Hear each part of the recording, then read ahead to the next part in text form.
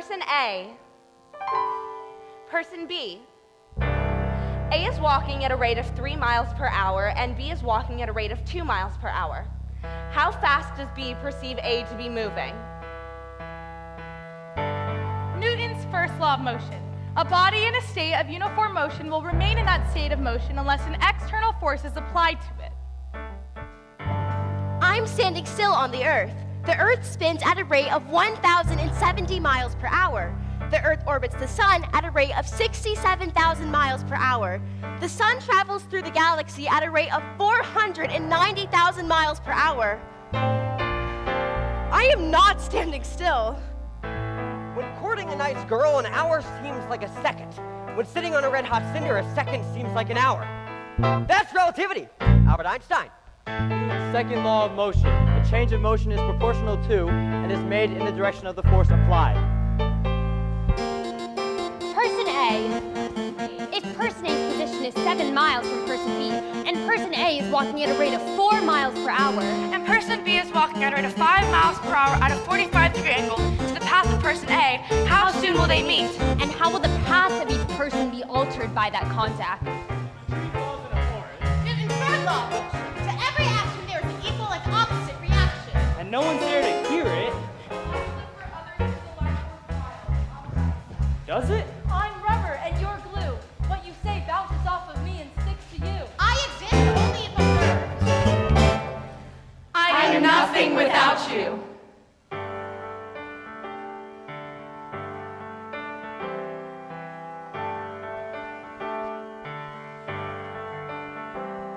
I stand on a marble that hurdles through space. My orbit and path are unique. Around me the planets, they swirl and they race, while I watch here humble and meek. I'm held to the earth by a force I can't see, but I strive every day to take flight. I am energy, I am mass, I am light. So this is my journey, my time on this rock. I'll chart out a course while I'm here, with my modest resources and my eye on the clock, my perspective unjaded and clear. I study the vectors with quantum techniques, and I pray my equations are right. I am energy, I am mass, I am light as it speeds, light as it sheds, light as it pierces the sky. Something awakes, it trembles and shimmers, a force that is yearning to fly. But the terrain is unpredictable, complex mysteries appear. There are paradoxes here to undo. And now, relatively speaking, something's relatively near, and I'm relatively certain it's a clue. And it's you on this marble, hurtling through space, with the path just as thoughtful and wise. I stand here beside you, and I look in your face, and I see myself in your eyes. Now look all around us, more travelers, more eyes, with passions they long to pursue. And there's you, And there's you, and there's you, And there's you. and there's you. and there's you, there's you, and there's you, and we're all on this marble that hurtles through space. Our orbits and paths are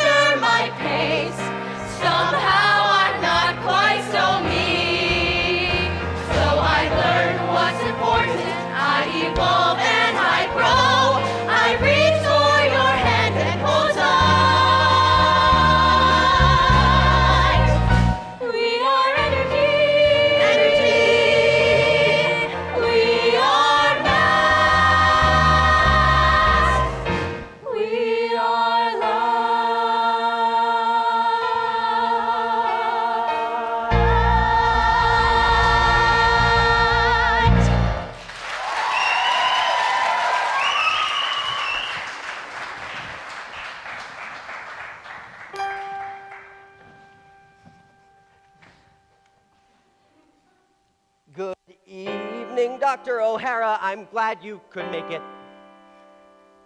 I know it's frustrating getting to Midtown at this time of day. The Uptown NR is a pain. Not to mention the rain. But thank you for coming, sir. I've got something to say.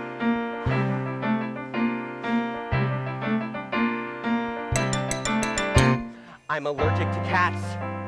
That's part of the reason I've asked to have dinner with you. I'm allergic to cats. I know it's hardly a life-threatening medical hullabaloo. See, when I was born, they expected me later, so I spent 2 months in an incubator. Ever since that, I can't be near a cat.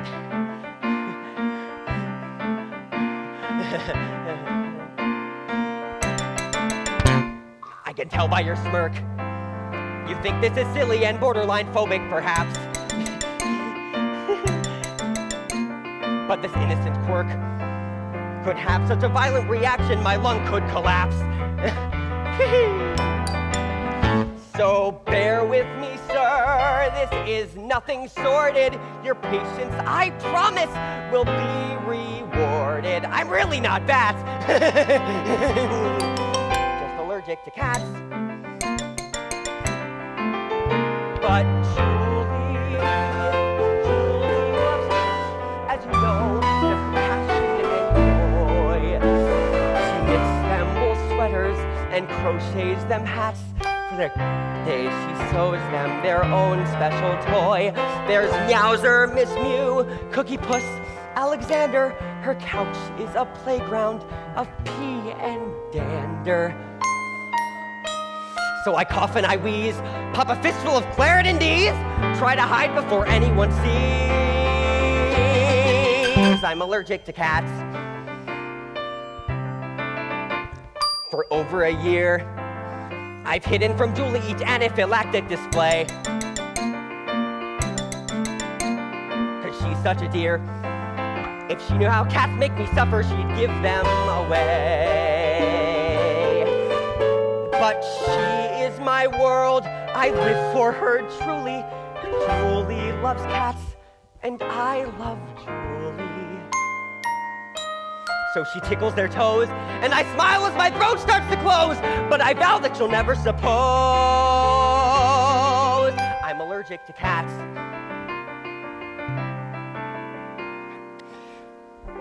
Well, Dr. O'Hara, I fear that I've buried the headline. The point of this story is murky, I have to concede. I hope that I've shown you tonight I love your daughter with all of my might.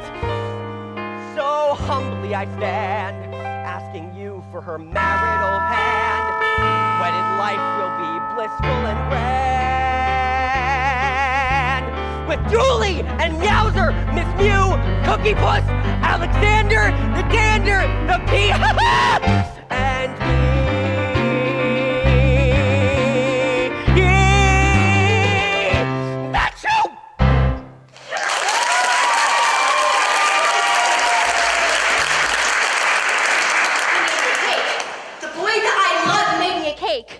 With his hands. I don't have a technique for a cake. I have a technique for a door. You can open a door with your elbows. The right fabric, a little pressure, and you're good. Silk doesn't work, no friction. I developed the technique in public bathrooms. I had no choice. I'd go to wash my hands, dry them, grab the door, and then wash them again. Wash, dry, door, wash, dry, door, wash, dry. You get it. It's called a handle because others have handled it with their hands. Hands that have been I have no control over where those hands have been. That's why I have my elbow technique. See, the boy that I love made me a cake with his hands. I don't have a technique for a cake.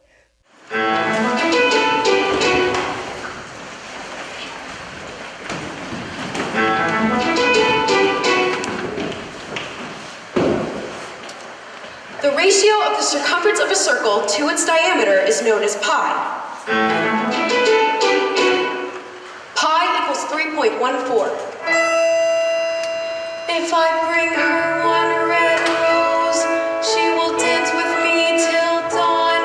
If I bring her one red rose, I can hold her in my arms.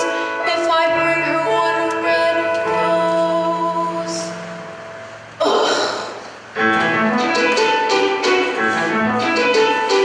Roses are foolish, dancing's a bore.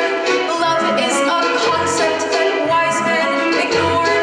Numbers are perfect like pi equals 3.14. Dreams are unstable, awaken, they're gone. An unscientific phenomenon. Numbers are certain like pi equals 3.14.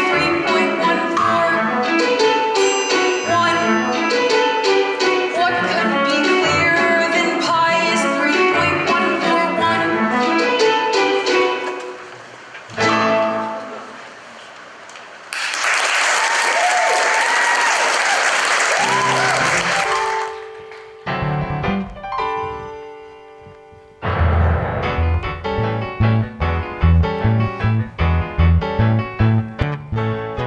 I'm Jenny. I'm Sarah. She's Sarah. She's Jen. Been best friends forever, well, since we were 10. Met at ballet class, and ever since then, we became inseparable. The damage was irreparable. Jen's like my sister. And Sarah's like mine, friends till the end of the line. Had nothing much in common, Loved horses. loved shoes, but we were attached at the hip. Jen was like a goddess, my mentor and muse. She was a nerd and a drip, but we would be together every hour of the day. People would see us and say, it's Jenny And Sarah, two peas in a pod. Well, if one pea was perfect, and one pea was odd. First string and spare on the volleyball squad. Happy and gregarious. my thrills were just vicarious. Woo! She points the spotlight. She bask in the shine. Friends till the end of the line. My skin was just like porcelain. Hers was all zits. My pores were perpetually blocked. I developed early. She had no tits. My cupboard was woefully stocked. Why would I be seen with such a social refugee? 'Cause you always looked good next to me. That's right. So we were Jenny And Sarah, a vulgar display. The queen of the prom. and her weird protege. I starred Iron Lights in the school cabaret. I mean, have you heard Sarah sing? Good golly, it's embarrassing. Ah! We were contrary forces who somehow combine. Friends till the end of the line. Then something crazy happened right after 12th grade. That summer I blossomed and bloomed. I stepped into the sunlight after years in the shade. A beautiful swan was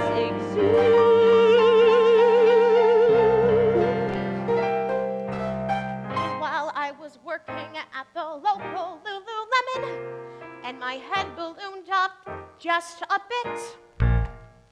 Jenny. Okay. A lot. I just knew I was better than everyone else. We both showed up at college and no need to pretend. I was popular and always pursued. And everyone kept asking, Sarah, who is your friend?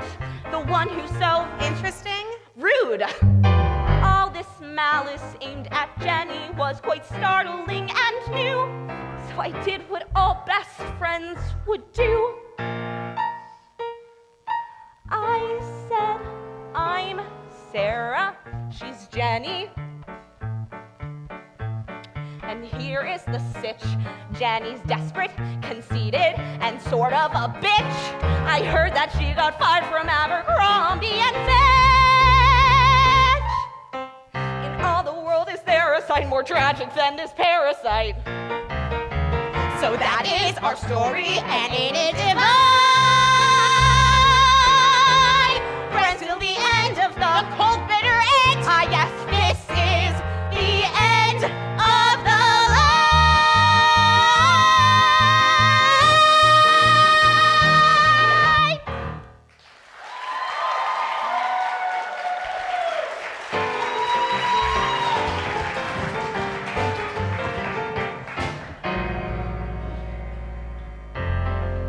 Person A leaves home at age 18 and walks west against the rotation of the Earth at a rate of 3 miles per hour.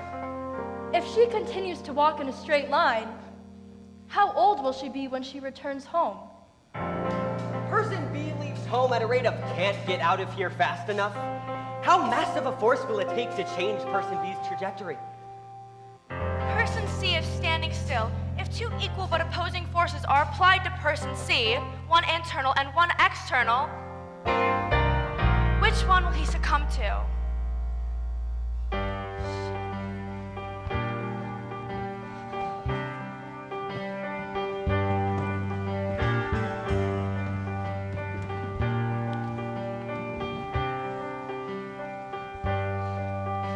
My parents were immigrants new to these shores when they were just barely 18. They struggled and sacrificed, pounded on doors to carve out the life they'd foreseen. They fashioned that life out of hope and thin air, a life for their daughter they someday would share.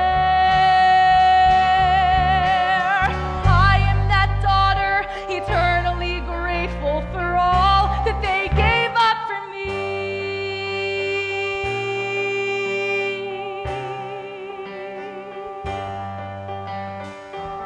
I belong to a long line of men, all electricians by trade. My grandfather first, my father then, so proud of the business they made.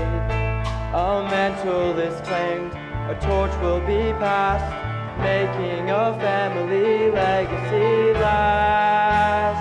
So here I stand with my future ordained, and a life that is planned out for me. Oh, great expectations, great expectations.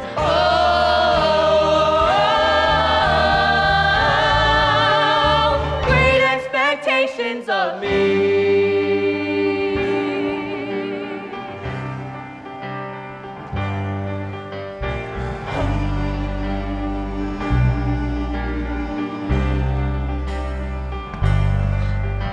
Through all of their hardships and every lean year, my parents could see their reward. Their daughter's degree and their daughter's career, and everything that can afford. The trouble for me is the life that they want is light years away from the life that I want. So I plant a flag because I need a piece of the world I can claim for myself. Oh, great expectations, great expectations. Oh,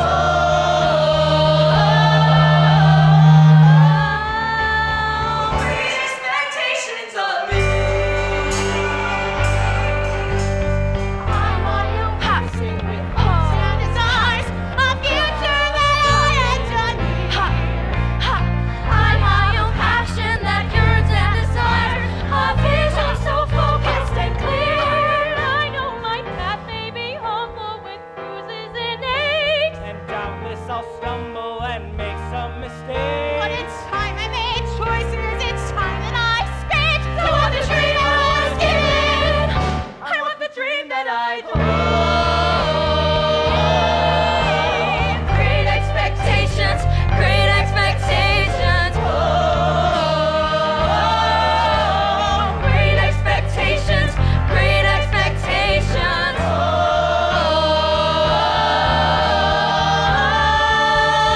great expectations of me. Great expectations, great expectations, great expectations of me. Great expectations, great expectations, great expectations of me.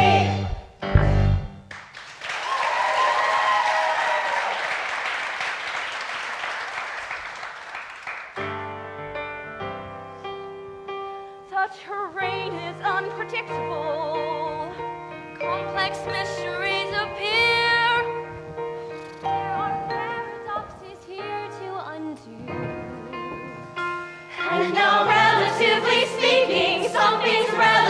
really near. And I'm relatively certain it's a clue.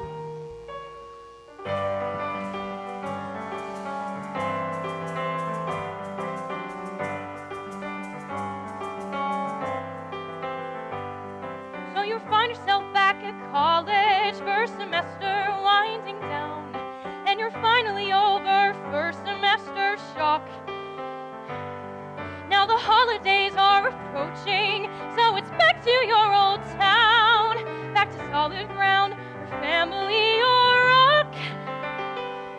Yeah, there's nothing like heading homewards to clear the mental fog. The photographs and the memories never blur. And you're thinking about your parents, your sister Beth and Spike, your dog. They're frozen in your head the way they were. Yes, there's a footprint you left there, indelible and deep. It's the core of your identity, principles you keep. Your footprint, your history, it's who you are. When you run to hug your parents and Beth calls you a geek, and when you yell for Spike, your mom says, "Hun, we had to put him down last week."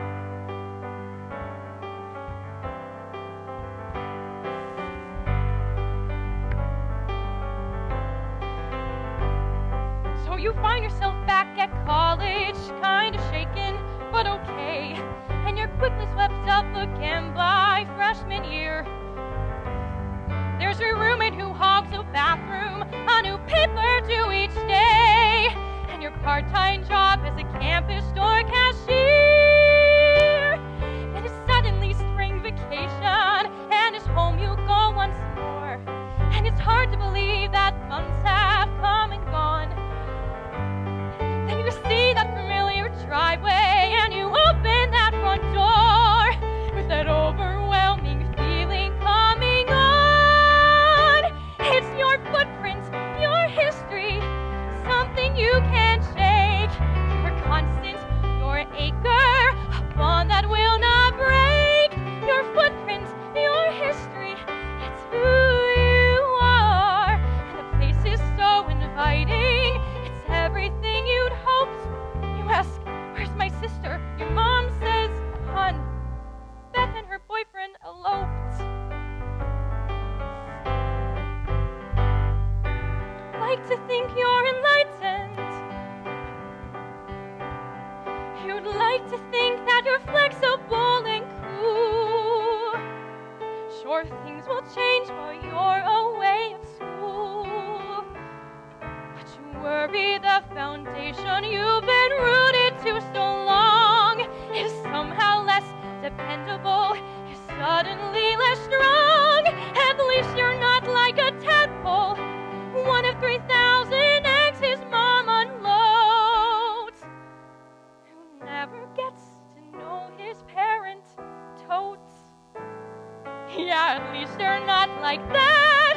No, you've still got your footprint on that threadbare welcome mat, and a place to hang your hat. So your life hums along at college, and your worries slowly dim. Opportunities to go home become more rare. Your mom has a brand new hairdo, and your bedroom's now a gym.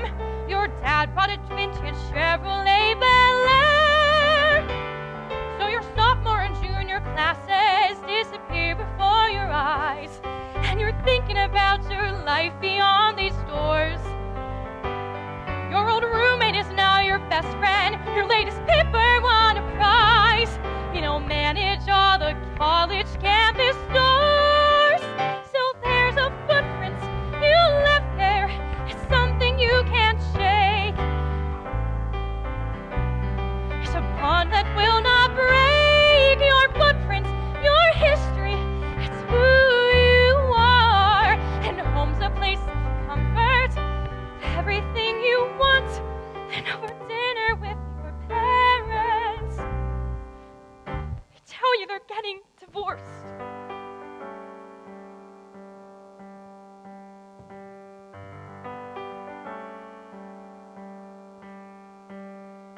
you have come revelation. There as your world seems to blow up in your face. You see that footprints don't belong in just one place. They're in the life you've led. No, they're not deeply rooted. They will multiply as bread to the path that lies ahead.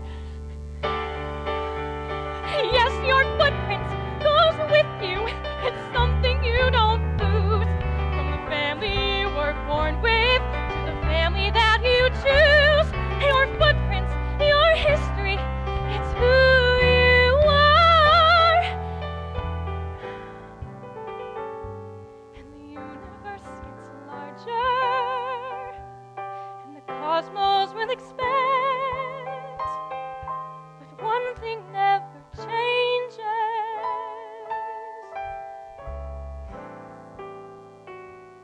Your footprint is right where you stand.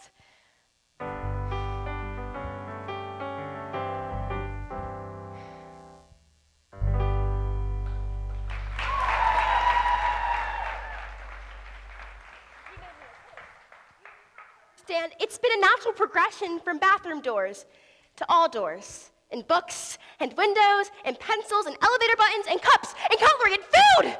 Food! Oh God, food! Who has touched the food, handled the food? I can't eat anything unless I make it myself. He should know better. He's seen the elbow technique. But no, he made me a cake with his hands. I don't have a technique for a cake.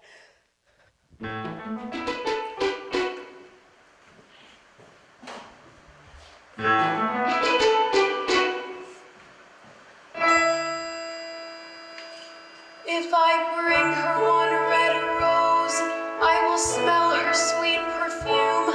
If I bring her one red rose, she will gaze into my eyes. If I bring her one red rose.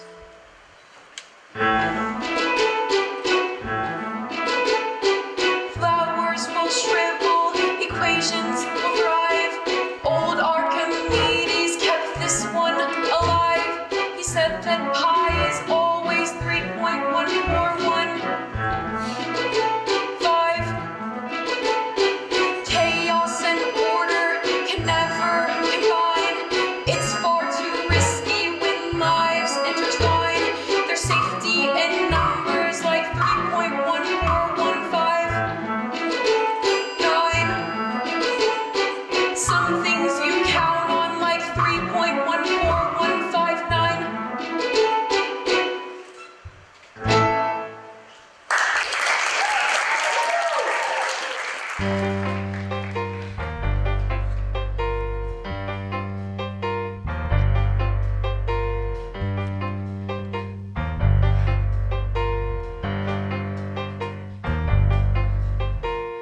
Person A walks at a rate of 4.5 miles per hour. Person B is walking at a rate of 5 miles per hour. Person A is walking with the general flow of traffic. Person B is walking directly against traffic. Person B is walking in the direct path of Person A. Person A is in my way.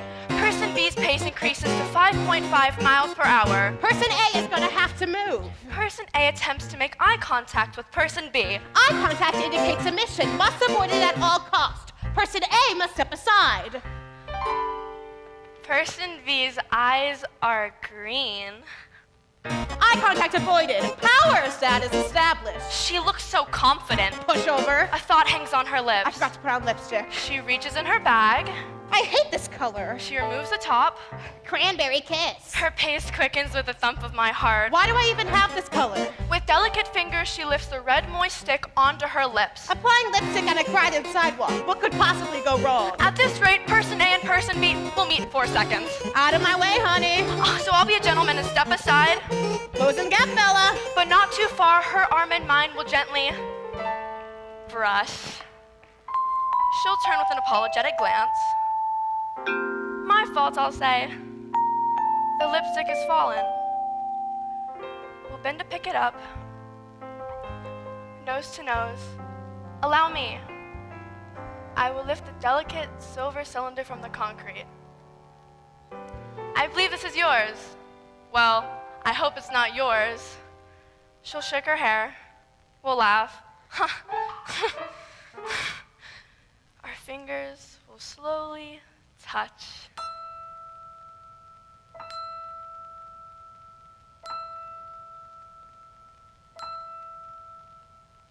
Coming through! Just one small step to the right, and this moment is mine. That's right, you move. Just one small step. Damn it, a post? It's me or the post. It's her, the post. I gotta shift right. What are you doing? Collision and... Get out of the way! I'm sorry. Damn it! No, it's my fault. I'm sorry. Asshole! But your lipstick fell. Keep it! Person B continues on her path, pace increasing. Person A can't move. She is my world, I live for her truly. He makes cake. The boys that I love making cake. I want the dream that I dreamed. With his hands. I reach for your hand and hold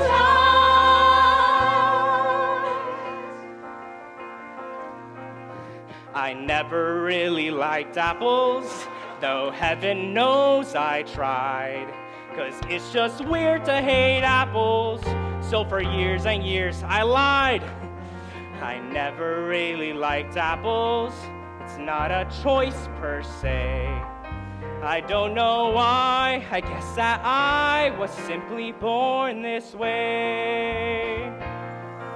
I never really liked apples, though I grew up in Spokane, where all they've done is grow apples since the day the world began.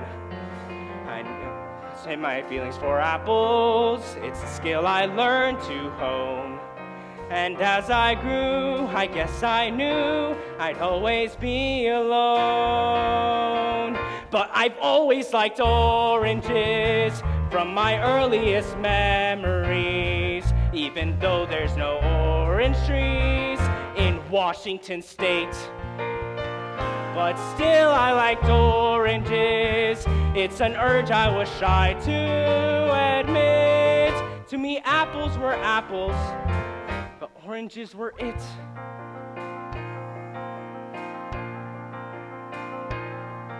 So I left home and the apples I had passions to pursue. I started my own adventure and enrolled at NYU. I was shy and minded my business. Then I met Mike one day. He seemed so nice, so I broke the ice and I found the nerve to say, I've always liked oranges. Crap, what a strange conversation starts. He said, Dude, here's the strangest part. I like oranges too. We're two guys who like oranges, who were sent a clear message by fate. We don't have to like apples. Oranges are great. that moment left quite an impression. That moment a light bulb went off. I remember the years of repression and my worries that people would scoff. All those times that I tried liking apples seemed at once like a meaningless waste. And I learned there with Mike that you like what you like, and there's just no accounting for taste. Now we're proud to like oranges, and we walk with our heads held high. Because I found another guy who loves the things that I love. And so did I. We both love oranges, He's so handsome. and he's awfully cute. If you're looking for morals, we'll give it a shot. There are those who like apples and those who do not. So whatever your preference, embrace what you got. It's a big world. Find your favorite fruit.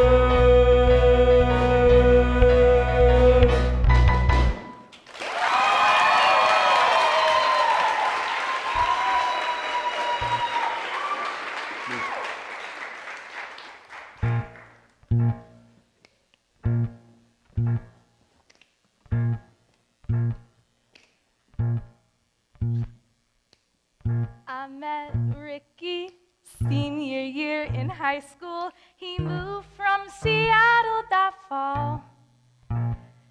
In school I was invisible, but Ricky changed all that.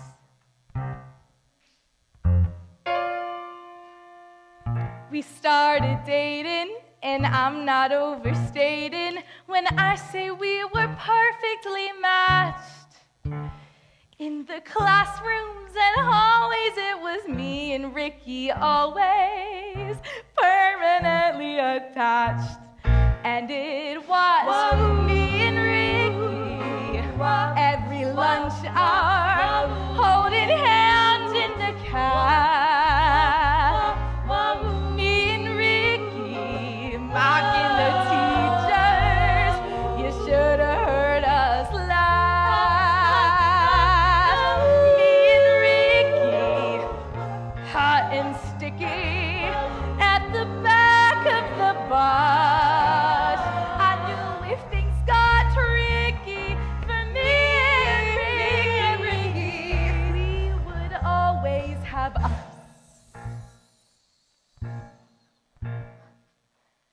Before Ricky, I never had a boyfriend. Guys just never saw me that way. So when Ricky set his eyes on me, well, I fell fast and hard.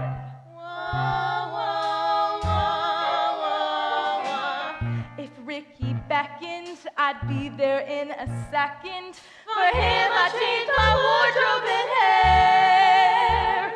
And my friends, they were wary, found Ricky kinda scary. But they were jealous, I'd swear. And it was me and Ricky cutting classes, getting high in the dark. Me and Ricky stuck in detention, trying not to let on. Me and Ricky grabbing a quickie round the back of the gym. There was panting and crunching and needs that needed quenching. And Jesus, I needed him. People told me that Ricky was bad news. They said ditch him and run. Far too often, good women throw their lives after men. But Ricky told me that I was who he lived for. He said I was the one. And Ricky, he loved me. He said that he loved me. So I let him love me again and again and again and again and again and again.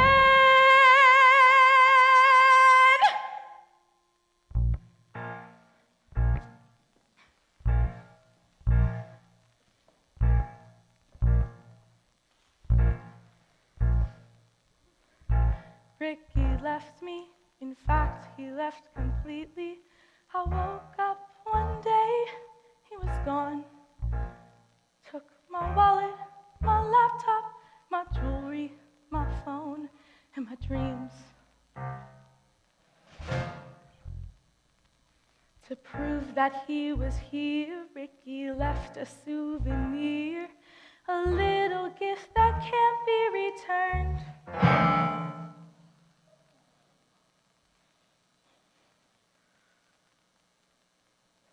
For once I was clever, got rid of him forever. Lesson painfully learned.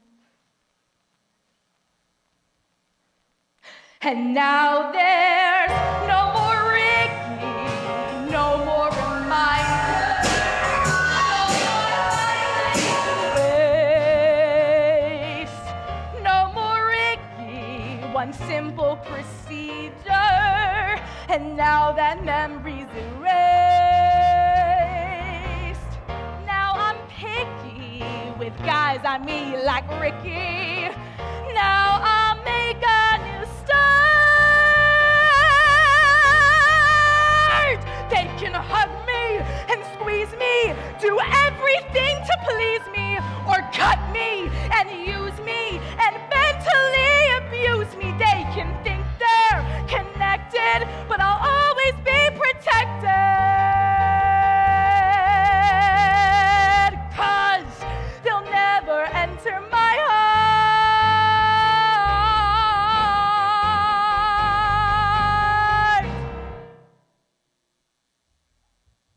Ricky left with that part.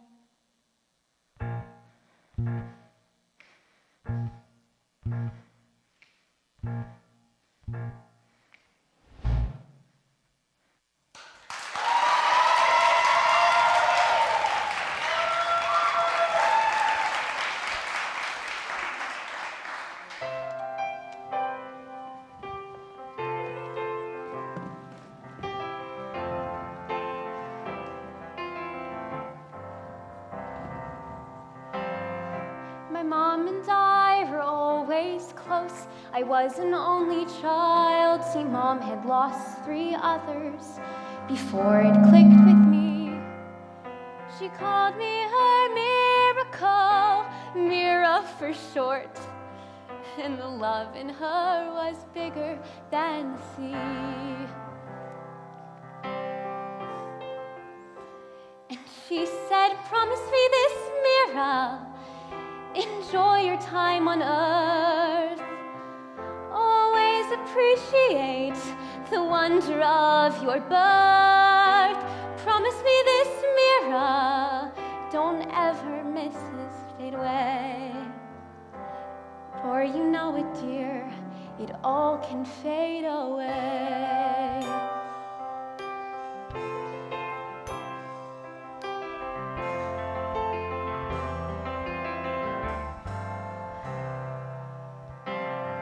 We lived a meager life, but me, I didn't really care. When you're used to having nothing, you don't miss the things you lack.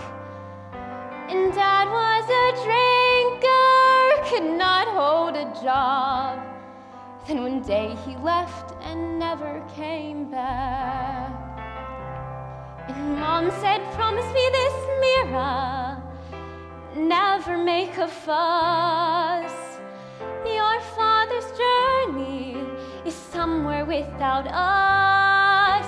Promise me this, Mira, don't ever miss his touch. It only means I get to love you twice as much.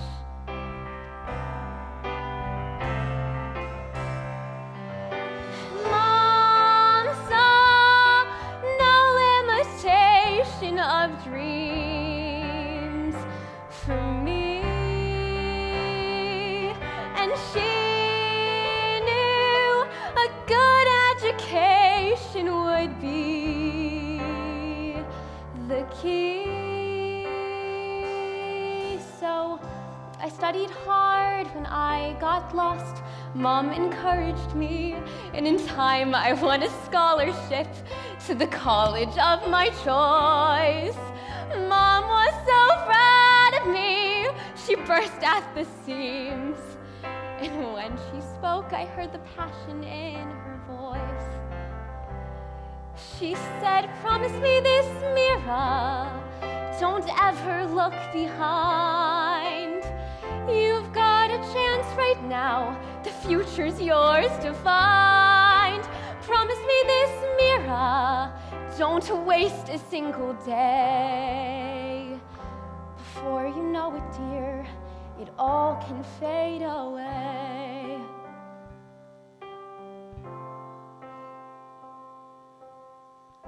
A few days later, Mama fell and dropped her groceries. But inside we both knew that something more was going on.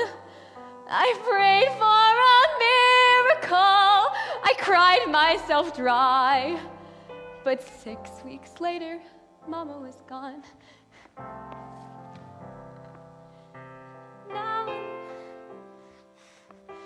Now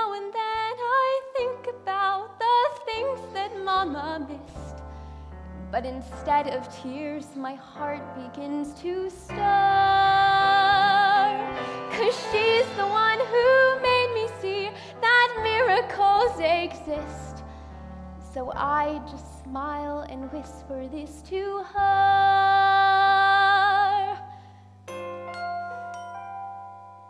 I promise you this, Mama, I will make it through.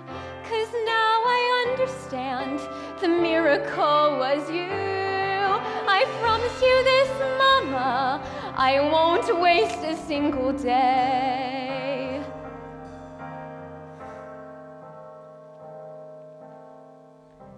And my miracle will never fade away.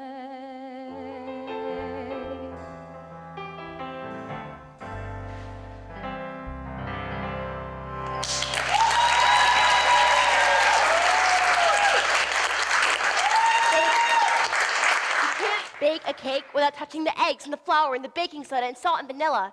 He had to touch the whisk and the sifter or whatever. He had to touch the spoon to mix the dry into the wet and the scraper to scrape it into the pan. He touched the pan. He had to touch the toothpick to prick it to see if it comes out clean. If he even used a toothpick. So much touching! He touched everything with his hands, and I don't know where his hands have been. I don't know where his hands have been. His hands. His hands. His hands that touched my hair. His hands that touched my face.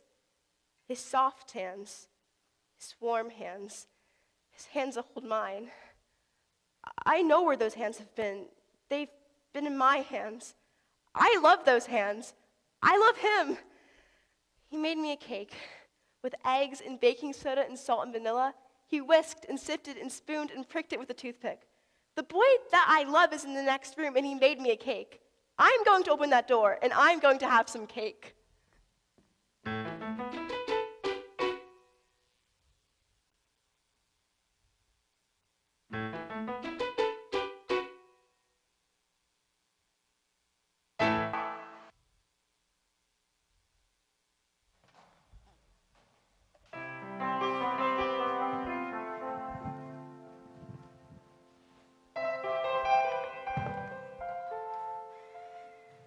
Okay, listen, my friends, I've got something to say.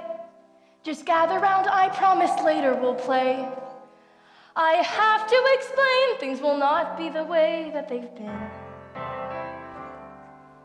Things are changing for good, and it's time that I filled you all in.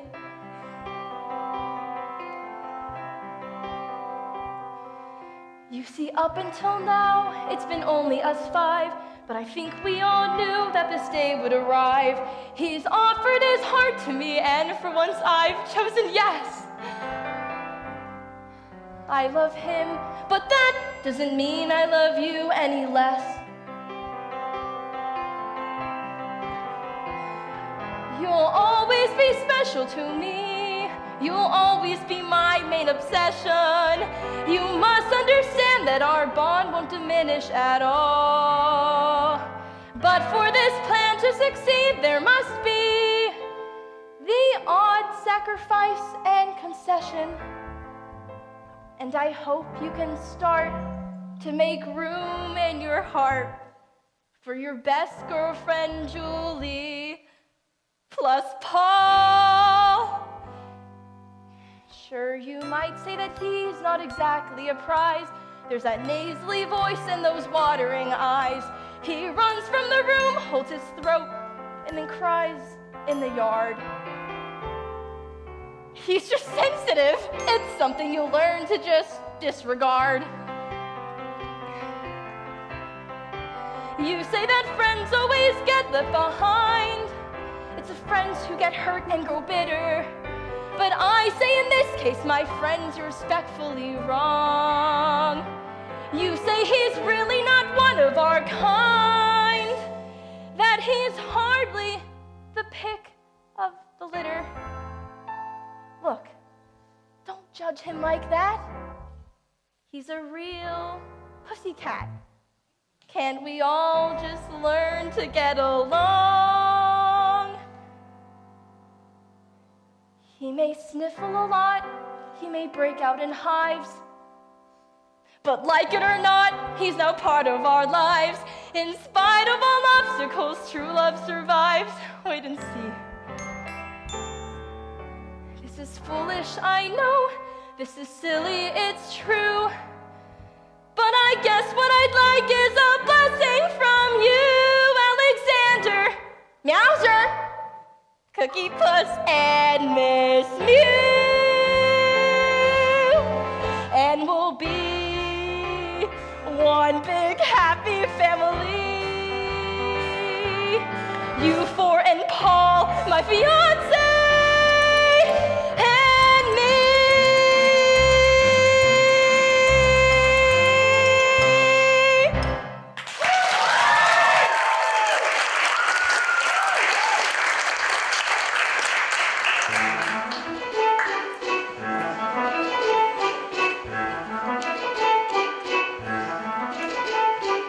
Love's an illusion, ineffable line.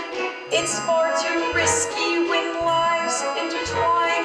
Equations like pi are always precisely defined, and not some frivolous, misguided notion like how my life could change for the sake of just one flower. A rose is a rose, is a rose, is a rose. It could be wonderful and strange, dancing by the hour. 1, 2, 3, 1, 2, 3, 1, 2, 3, 1, 2. It could be relationships between two things of love and ratios, and so much more than one red rose. Who knows?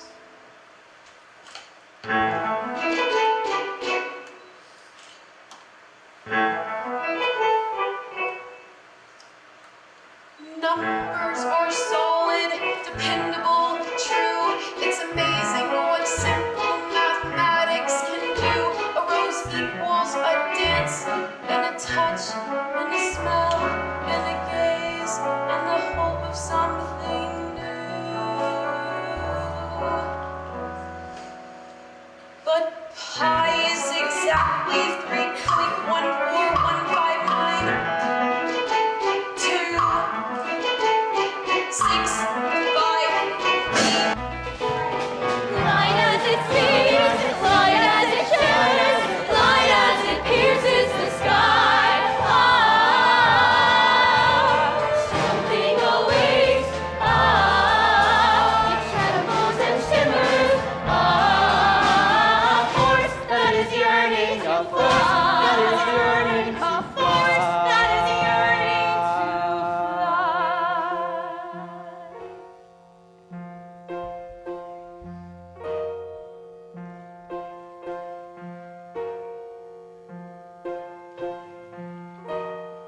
There you are, ordering your coffee. Here I am, 3 people behind. You the subject, me the observer. Me enthralled, you blissfully blind. There you are, fumbling with your wallet. I'm a stranger standing in line. Then you smile and float toward the exit. Just like that, the room starts to shine. A moment comes, the moment near, then suddenly you disappear. Off to lead your separate life you go. You changed me, but you will never know.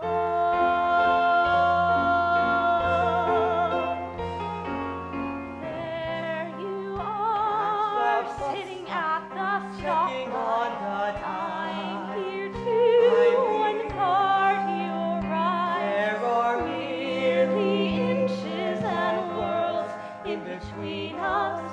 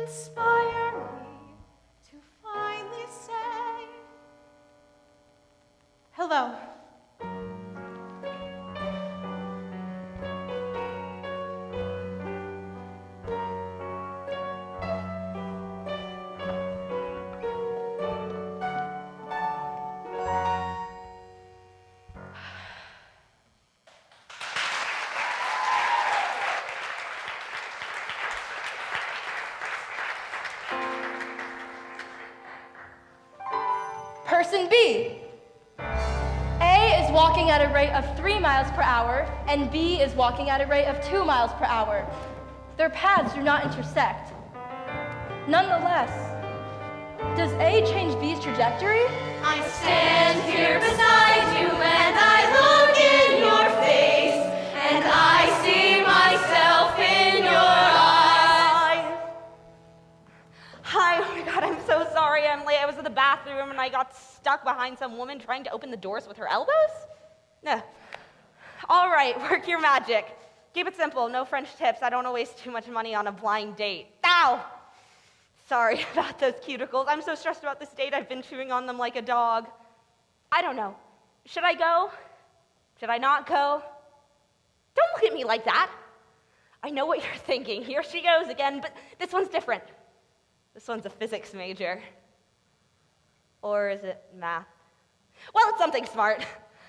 I haven't told her what I do yet. You don't tell a physics major you're studying art history until it's absolutely necessary. A physics major? Wow, I've been practicing, doing some research, Einstein and stuff. Let me practice on you. You be her, I'll be me. Okay. I think it's amazing that light travels at 186,000 miles per second.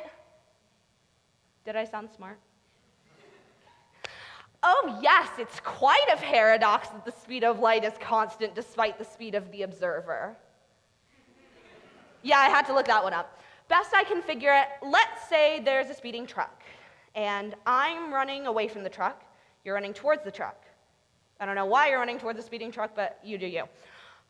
Anyway, the truck will hit you before it hits me, right?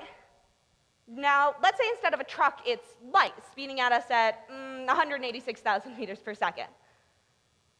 The light should hit you first, right? Just like the truck? Wrong. It'll hit us both at the same time. I know, right? So yeah, that's the kind of stuff we'll be talking about tonight. Her, a physics major. Me, an art history major. Oh my God, it's gonna be a disaster. That's it, I'm not going.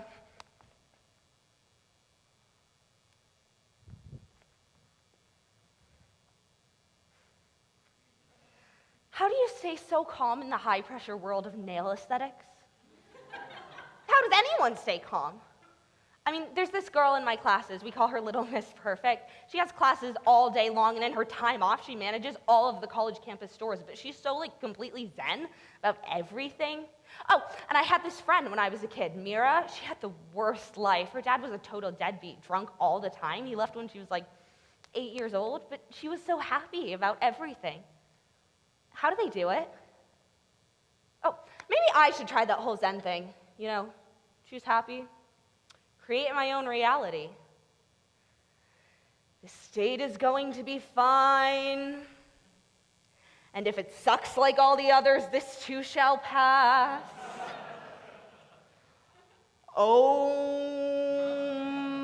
Hey, that felt great. You know what? I am gonna go. Ooh, you have such a pretty window. Look at all the people outside.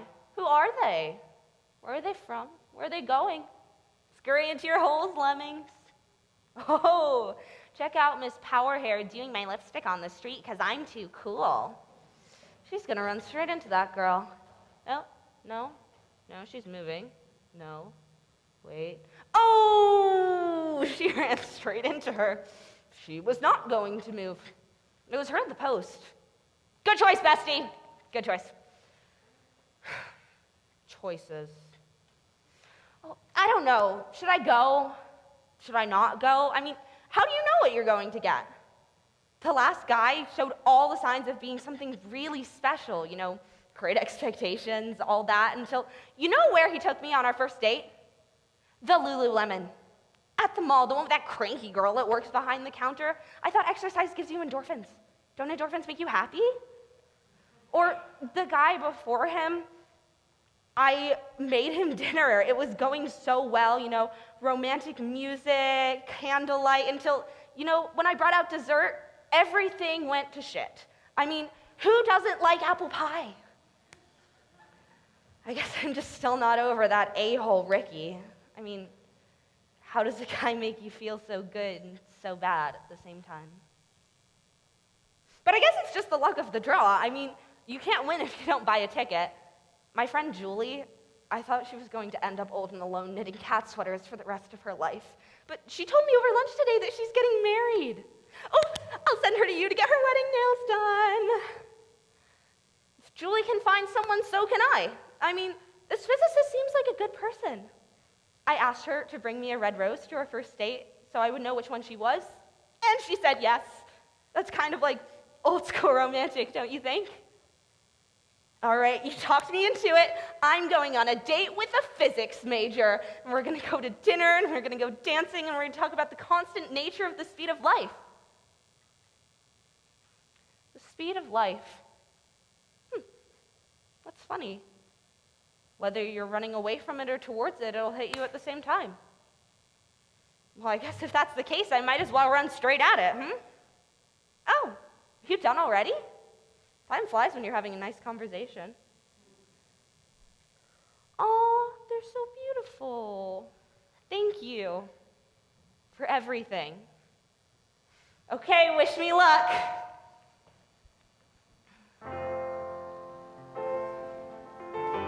Maybe I should have gone with the French tips after all.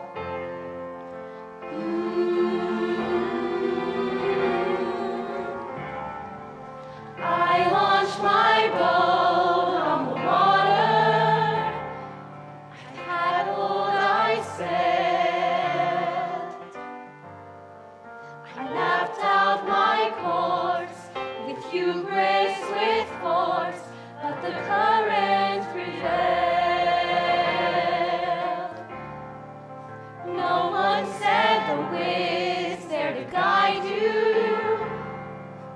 No one said the waves are your friend. So I struggled alone, getting battered and blown around every bend.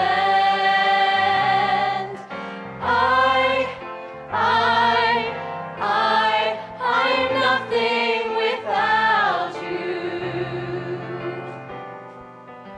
Without your balance and lift, I'm lost and adrift on the sea.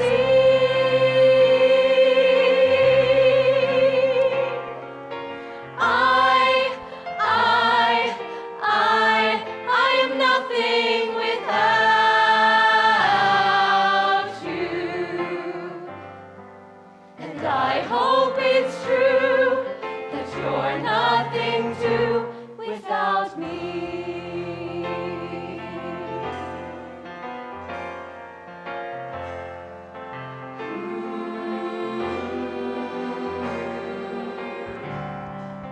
There I was gliding on air. I sputtered, I soared. I'd rise, then I'd fall, make no progress at all. So much went unexplored. No one said take heed of the weather. No one said avoid every cloud. So I flew with one eye,